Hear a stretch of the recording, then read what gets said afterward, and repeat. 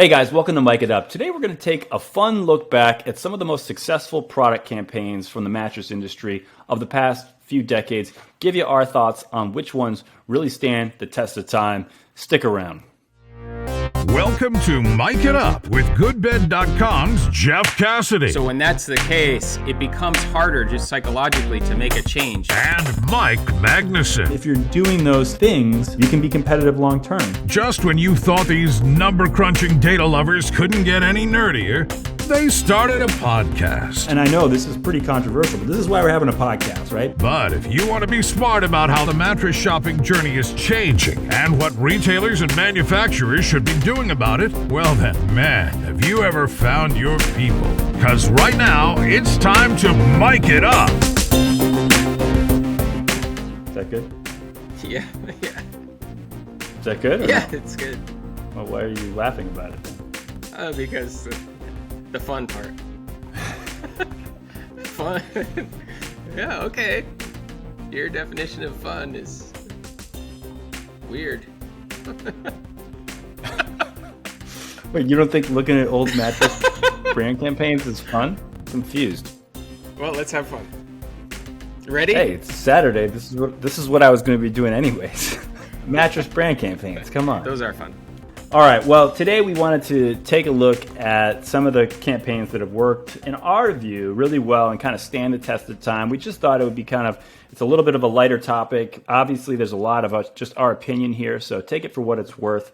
But as we ended up in a conversation we started having a conversation about this, Jeff and I, recently, and we just thought, you know what, let's just record this for the podcast. It could be kind of fun. Maybe something will come out of it that people can learn from. And if nothing else, it might be fun for you to reflect back on some of these campaigns that have kind of made an impact. Other people might disagree and have other great ones. That'd be fun to hear other people's thoughts. We'd love to hear from you guys as to what you think we missed. I'm sure there's ones that we're forgetting. For sure. We haven't been students of the mattress industry for nearly as long as some of our listeners. For me, just really the past 10 years or so, and Jeff even less than that. But nonetheless, I mean, I think where I would start the list, if not necessarily in order of best on down, but certainly if we're going to go back in time to the one that sort of is the oldest campaign that I still remember and made an impact that I think maybe even is still being felt, is that Beauty Rest bowling ball campaign.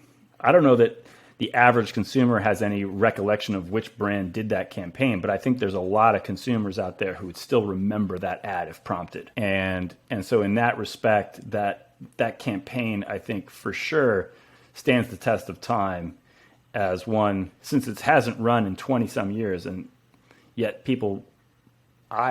for one, as an example, still remember it, irrespective of my work in the mattress industry. That, to me, is a really powerful signal. When did that one run? In the 90s. That one's from the 90s.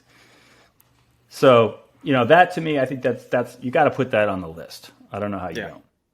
I think that's fair. Yeah, and then along that same line, and maybe even to a degree from that same time frame, you'd have to say, I think, also put tempur-pedic ads that had the wine glass with and the handprint too. Yeah, like those. I think those were probably part of the same campaign. The wine glass and the handprint they were certainly in that same time frame. Those were ones you had mentioned this earlier before we were turned on the microphone, that they hit the broader consciousness. So people who weren't thinking about mattresses, weren't shopping for mattresses, they remember those. They saw those. Yeah, like I think there was a Saturday Night Live skit maybe even about the wine glass. Or like there's definitely been parody type stuff with the wine glass that certainly signals that it transcended a mattress ad when it gets to like something that people are parodying in the general public. So that certainly stands out. Both of those, by the way, the bowling ball and the wine glass are obviously touting the same feature, motion isolation. And I think that speaks to also something that was like effective about those campaigns, which is that they were able to highlight a specific feature and then translate that people could readily translate into a benefit for them. Like, oh yeah, I get woken up during the night, or my partner gets woken up during the night by these movements. So, hey, that's a benefit I can readily identify with. And here it's a demonstration that proves in a convincing fashion that this product excels in that feature. And so that was effective. I think at that point, memory foam was not a common thing. So the slow returning to form handprint was demonstrating this unique and novel material that people weren't at all familiar with. So it was a very innovative, brand new type of material. So it had that's a feature that I think you could tie that to like conformance and stuff like that, which is a feature and a benefit, I guess. So I think in that respect, it was something that people could readily identify with, but maybe even more so as it relates to the handprint, it just sparked people's curiosity. Yeah. People wanted to, like, when I saw that handprint, I was like, man, I want to touch that. That's why, like, when they were... I want to stick my hand into it and do that. And you remember when they were only really at places like Brookstone, or I don't know if it was Brookstone or Hammacher Schlemmer or Sharper Image, but it was like, for a long time, that was the only place you could try one of those. And I remember even being like a teenager and going into one of those stores just to touch one of those things, just to kind of like, I wanted to see if that handprint worked for my hand. Yeah. I don't know why it wouldn't have, but like, nonetheless, it was so curiosity inducing to see. But so that they had the benefit of having a brand new material, something very, very innovative and unique that people hadn't seen before. So that also helps in making an ad memorable, because it's the first time you ever saw, in this case, memory foam, but it could be something else. It could be self-driving cars today. Absolutely. You know?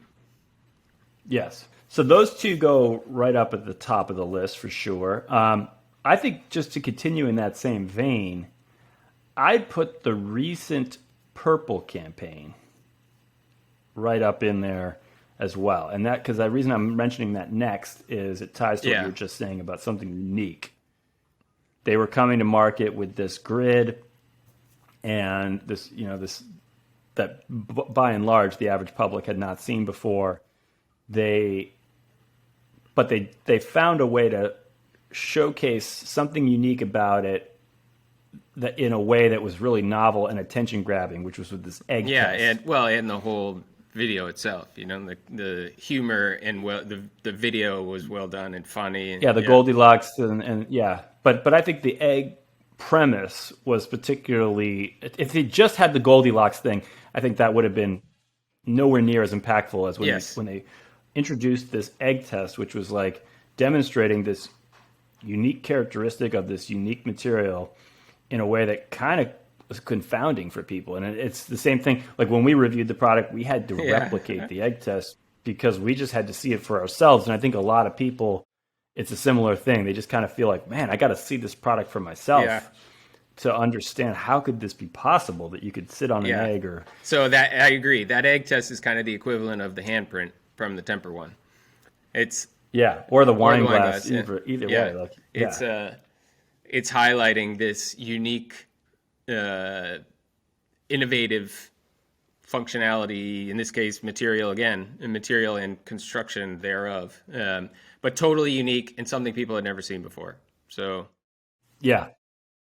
And I think one thing that's worth noting about the Purple campaign that was so noteworthy is that material isn't particularly new. That's been around a long time. I mean, I remember you and I being in Tony Pierce's I was thinking about that actually today, given that it's Saturday. And I think we were the only people who walked in that showroom that entire day. That's how little interest there was. No, but when we started talking about this ad, like what are some of the good ad campaigns? When we started talking about that, I was thinking Purple, and immediately what came to mind was that meeting with Tony Pierce, like walking in, and I remember I had just joined forces with you. I think I was like right after I had gotten to Good Bed, and it was early days.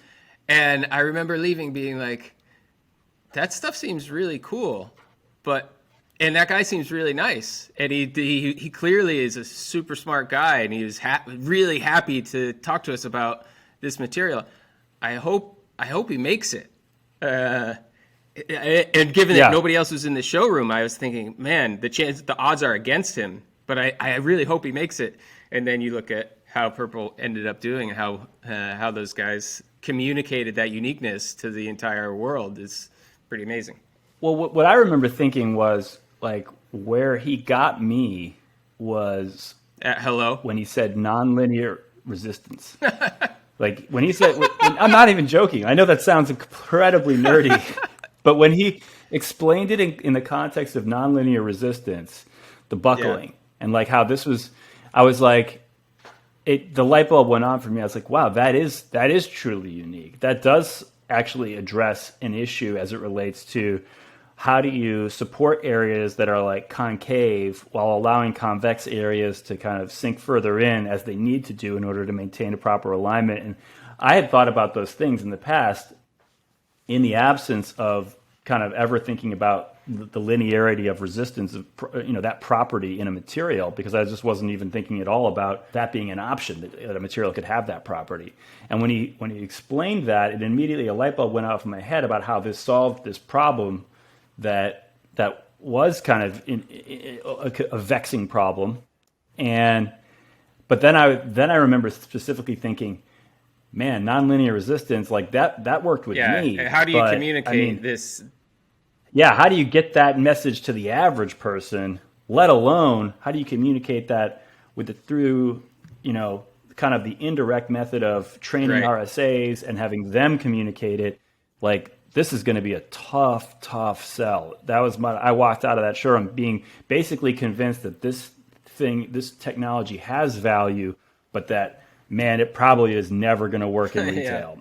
And then obviously that campaign was the 100% central key to it ever having any legs at retail, because they figured out a way to connect those dots by telling that story directly to the consumer through that campaign, and in a very accessible way. I mean, I think it still isn't necessarily clear to the consumer why the fact that the egg doesn't break is a benefit to them as a sleeper exactly.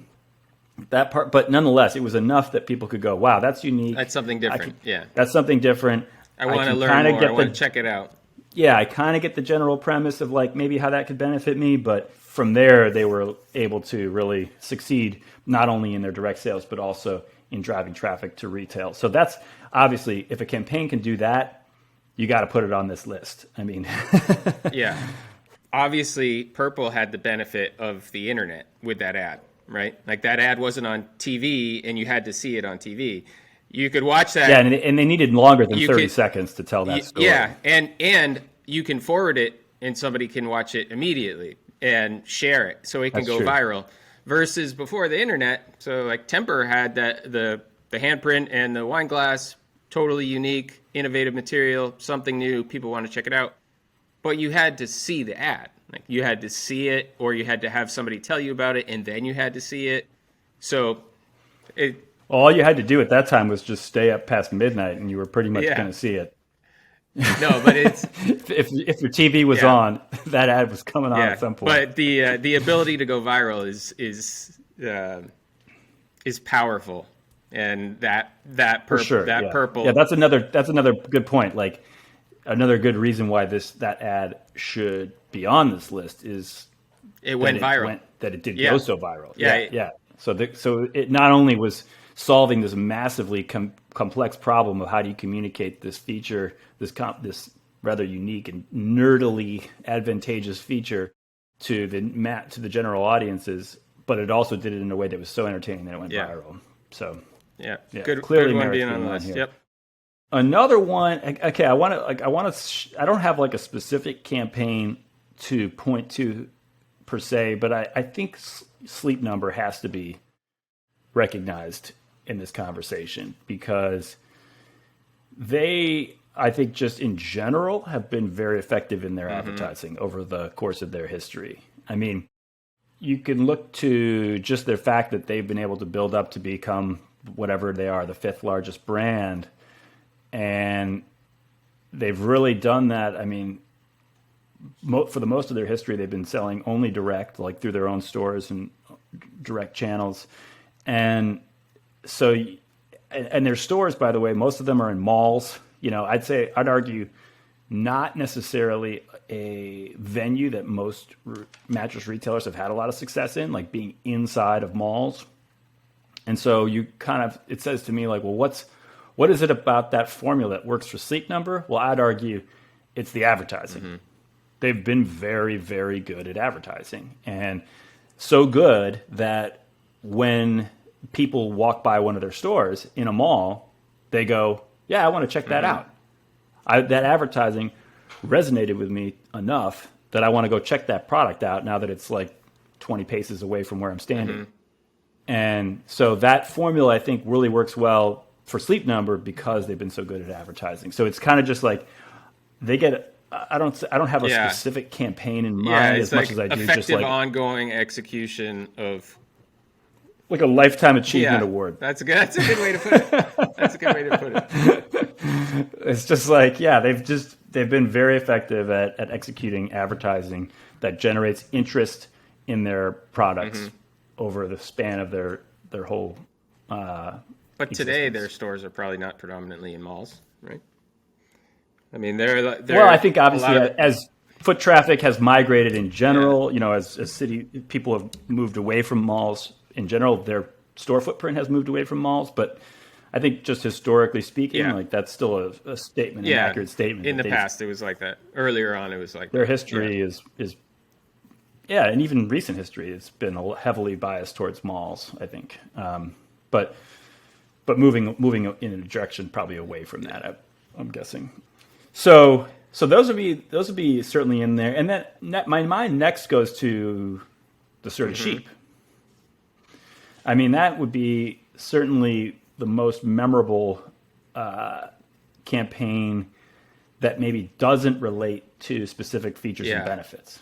I think sometimes they've tried to tie the sheep to specific features and benefits, like they did with iComfort recently, and the sheep are running away from the heat and into the cool showroom of the iComfort mattresses and things like that. But generally speaking, the sheep are kind of like a figure that sits above all their products. Yeah, and that is very, very memorable. Like that is such a recognized character, that the Serta sheep. So that one has to be on the list. Exactly. Yeah. That might be the most recognized kind of, what would you call that? Like brand spokesperson, kind of brand association. Yeah. Like if you had to have, like in terms of iconography. Icon. That's a good way to. That's a good one. Yeah. Yeah, like a brand icon. I think that Serta sheep is the most recognized brand icon that any ad campaign in the mattress industry has produced in the last few decades. Have there been other characters, animated characters? Like. Well, I mean, you had the Goldilocks in the purple ads, and in fact, they also had a Sasquatch character in some of their ads, and Nectar recently had a sleep guru guy in their ads. I mean, it was kind of clever. Yeah. And, there's been other characters to a degree, but ones that were human or non-human. From before the online craze, were there any other animated characters for any brands that were around for any amount of time? It was before my time, so I don't really remember. Know. There's none that come to mind, which I think kind of illustrates why Serta's sheep are so and memorable. And why they deserve to be on this list. But it's not to say that there haven't been. I shouldn't. So don't take any offense out there if we're forgetting something. But yeah, I think that certainly deserves to be on the list. Then beyond that, I think it starts to get a little bit harder to call out specifically. It's like there definitely have been some ones that come to mind. I mean, I know for Jeff, I know who you're thinking. Tom Brady. Beauty rest. So, to those who are listening, Jeff. Mike and I, we started to get into this debate. So, I am a Patriots fan, grew up in Maine. So, when you grew up in Maine, your teams are Boston teams because Maine doesn't have any teams. So, lifetime Patriots fan, obviously a fan of Tom Brady, grateful to Tom Brady. And so, that ad, I admit, I'm biased, but that ad is memorable to me. Oh, yeah. I think that you need to put the word super fan in there. I mean, like, as long as you say it like that, super fan. Yeah. Super fan. Yeah, I think you're definitely a big fan of Tom Brady. So yeah, I'm sure that campaign with Beauty Rest Black was makes it onto your list as a super memorable one. Does. Yeah. And then, you know, I kind of remember one. I don't actually know what the overall how successful this would be categorized, but I certainly remember it, which is the campaign Seeley did maybe 9 years ago. Whatever you do in bed, we support you. And it was at the time considered pretty racy. I thought it was, yeah, I certainly thought it was a bit racy. The implication there being pretty clear, but at the same time also kind of clever. And they were able to kind of like, you know, make it a little more family friendly with showing people, you know, in bed with their pets and their kids and whatever, you know, like, hey, it's not just about what we're the read between the lines here. It's also the fact that your bed is the center of kind of a lot of things in your family and your lifestyle maybe and things like that. So I thought it was clever. I think that it might have been too racy for its own good in the end, but nonetheless, it stands out to me as something I remember. Here, one that has to make the list, doesn't go quite up with Tom Brady, is, I don't know if you've ever seen this, but there was a video made about hybrid mattresses. You ever hear about that? Was it like a music video? It was a music video. Yep. It was a rap video. And it was a song, an original song about hybrid mattresses. And yeah, that one makes the list. That rings a bell to me. I do it like just in the deep recesses of my memory. Actually, joking aside, that video I think is awesome. And absolutely. I feel like that deserves to be viral, that video. I guess there's just not enough average people who care about mattresses as much as we do. But I think that video is phenomenal. And the song is good. The actual song is a good song. Yeah, it's still working hard for Dos Marcos every outro. Anyway, I tap my foot to it. I tap my foot to it every time it comes on. That is shout out and props for that video. I think it's awesome. Well, especially because that was a trade ad essentially. Yeah, it was advertising a concept. Yeah, a concept mostly to the trade. It was Leggett putting out an ad. You know, they don't even sell to consumers, or at least they don't sell springs to consumers.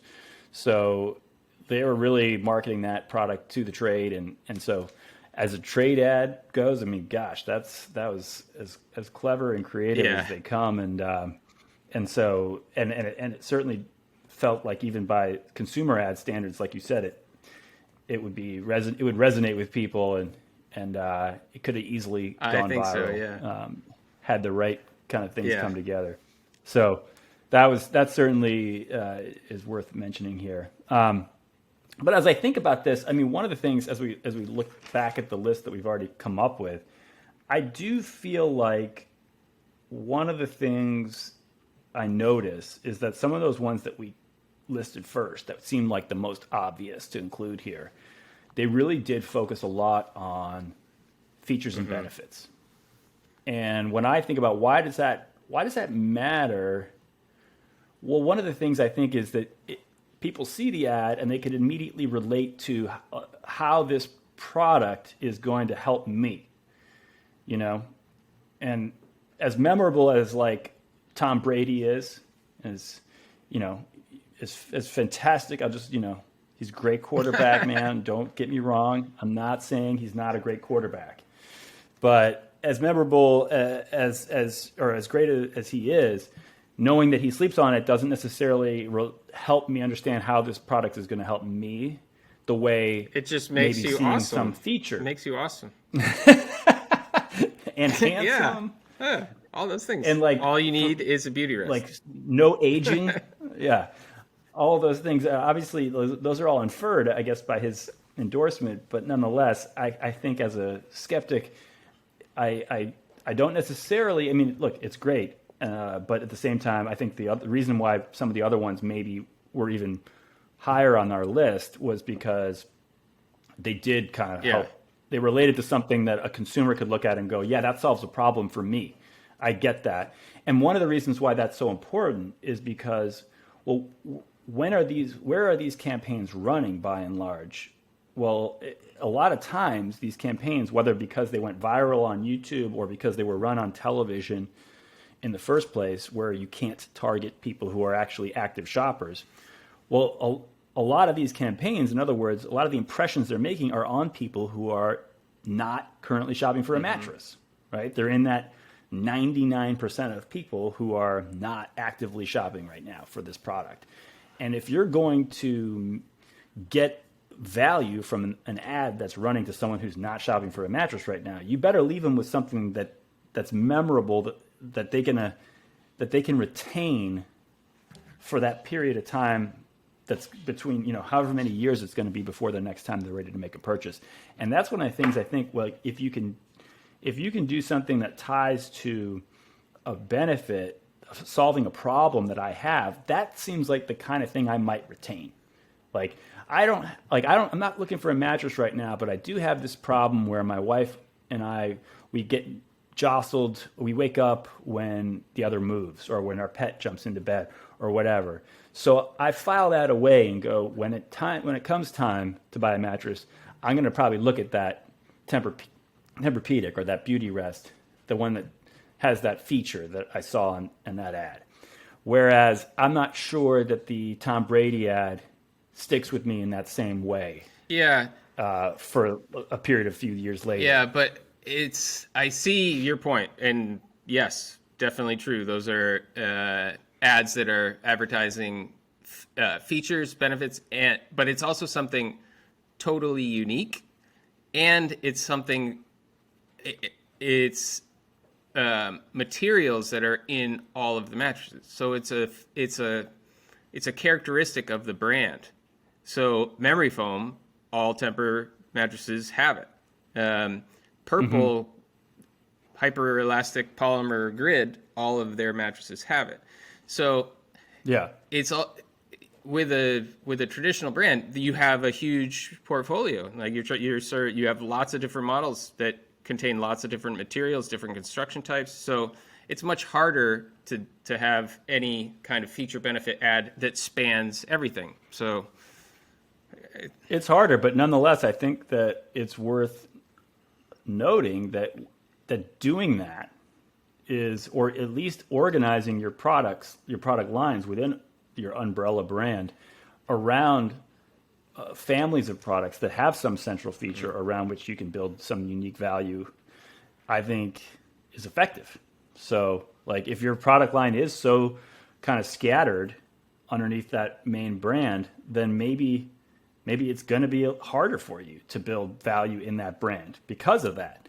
And maybe you need to, in that case, think about families of brands that you can establish underneath that umbrella parent brand that have features and benefits in common that you can invest in and build value in, so that you can like basically benefit from this effect. Like that you could take this lesson from these successful campaigns of the past and apply it to your brand. So that's and your point also though is well taken in the sense of, it's having unique features in itself is hard. Yeah, it's very hard. But that's something that is certainly easier said than done. But motion isolation, when Tempur-Pedic was touting motion isolation, Beauty Rest had already done their campaign. Beauty Rest had already kind of said, hey, we're about motion isolation. So Tempur, while it had a totally different approach to motion isolation in terms of how it solved that problem, it also came up with a unique way to demonstrate it. So in other words, I think you could sometimes have features that aren't necessarily unique to you, but you just come up with a unique way to position your product, as solving that, or maybe you're targeting a specific audience of people. Yeah.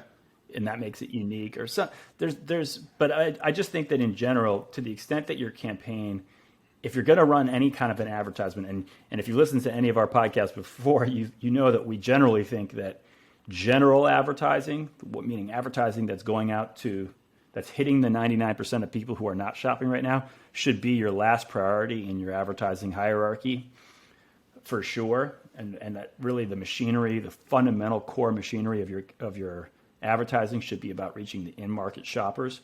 But if you're going to have any money going towards the general campaigns that do hit that 99%, I just think that having something that kind of, a message that can resonate with people on a level of like, hey, this solves a problem for me. This feature, this benefit solves a problem for me. I think is probably likely to be an easier path to success than trying to leave them with something that's just cute or like, or just kind of a general, something that's generally memorable but doesn't make that personal connection to them. Right, like the Geico Gecko.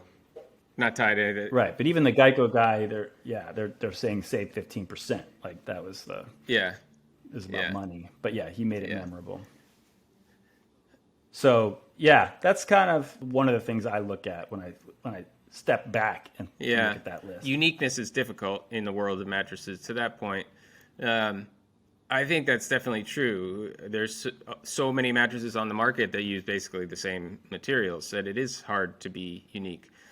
But another way to look at it is if you're able to come up with some thing that is unique, then that's something that you can leverage in advertising. So if you have something that is truly unique, then figure out a way that you lean into it. Lean into it because that's so rare. That's a great opportunity. Yeah, but admittedly, coming up with something that is actually unique from a feature, benefit, material perspective is difficult.